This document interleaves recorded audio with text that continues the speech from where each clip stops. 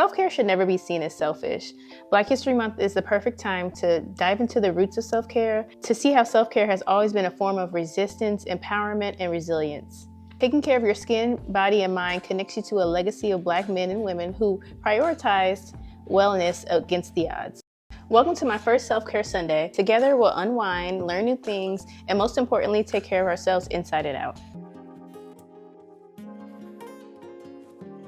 Being that my first Self-Care Sunday is the first Sunday of Black History Month, I thought it'd be totally appropriate and really cool to go into 5 stories of Black leaders, healers, and beauty pioneers that use self-care to uplift themselves and their community. And although I have this awesome conscious skincare brand, I'm Dr. Dana Vance, a pharmacist and CEO of Vance Cosmetics. I use these platforms as a channel for holistic self-care. So I'll also discuss total body tips for winter wellness, as well as sharing a DIY body scrub at the end of the video, so please stay tuned. So for Black people in history, self-care wasn't just about feeling good, it was about survival. When racism and segregation denied Black communities access to healthcare and wellness spaces, Black-owned bathhouses, herbal medicine shops, and beauty salons became essential. These spaces weren't just for grooming. They were safe havens for healing, connection, and activism. In the early 1900s, Black-owned bathhouses were essential because segregation barred Black people from public spas and pools. The United Order of Tents, a secret society founded by Black women in 1867, provided healing spaces and financial assistance to newly freed enslaved people.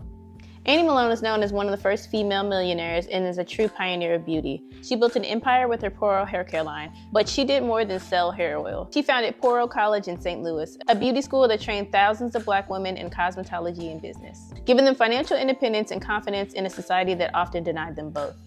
She was also known in her time to be an incredible philanthropist, helping open the Black maternity ward at Barnes Hospital, also opening a Black orphanage in St. Louis, which 1% of my proceeds from Vance Cosmetics this month will go to the Annie Malone Children and Family Services Organization of St. Louis. Another powerful example, the Black Panther Party's free health clinics in the 1960s. They provided free health care, nutrition education, and even acupuncture to Black communities. That's self-care on a collective level. Also during the Civil Rights Movement, leaders like Angela Davis and Erica Huggins utilized yoga and meditation to maintain their mental health during their activism and even their imprisonment. And even further back, it's said that Harriet Tubman used herbs to treat newly freed enslaved people and Union soldiers, and some of her go-to herbs were sweet gum and lily roots to help with respiratory issues and heal wounds.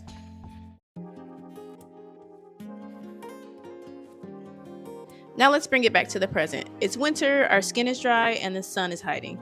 Some of us might even be feeling a little drained. So here's how we can honor ourselves with holistic self-care today. Winter is all about hydration. I'm using my Self-Respect Hyaluronic Acid Serum to draw in moisture and sealing it in with my Self-Esteem Honey Ceramide Facial Cream, because ceramides and honey are game changers for winter skin. Hydration isn't just about what we put on our skin, it's also about what we put in our bodies. Winter-friendly foods like citrus, bone broth, omega-rich fish can nourish your skin from the inside out. Traditional Chinese medicine and Ayurveda emphasize warming foods like ginger, cinnamon, and black sesame to balance the body's energy in cold months. A simple self-care habit, herbal teas. Black herbalists have long used herbs like chamomile, nettle, and hibiscus for healing. I love a cup of lemon balm and rose tea to soothe stress, or apple ginger and goji berry to repel the cold and warm my body and help my immune system. Winter blues are real, and for Black folks, vitamin D deficiency is especially common. If you're feeling sluggish or down, consider a vitamin D supplement and try to get some sun, even if it's just a short walk outside. Omega-3s from fish oil or flaxseed are also great for skin health and mood balance. I take a fish oil supplement daily. Now let's do a little hands-on self-care. Dry winter skin? We're about to fix that with a brown sugar hydrating body scrub. For this DIY brown sugar body scrub, you'll need 1/2 cup of brown sugar as your gentle exfoliant,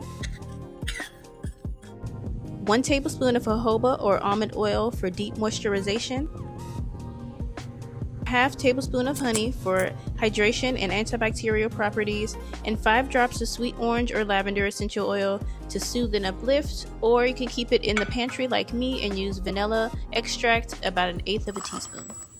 Mix everything together, massage onto damp skin, and rinse with warm water.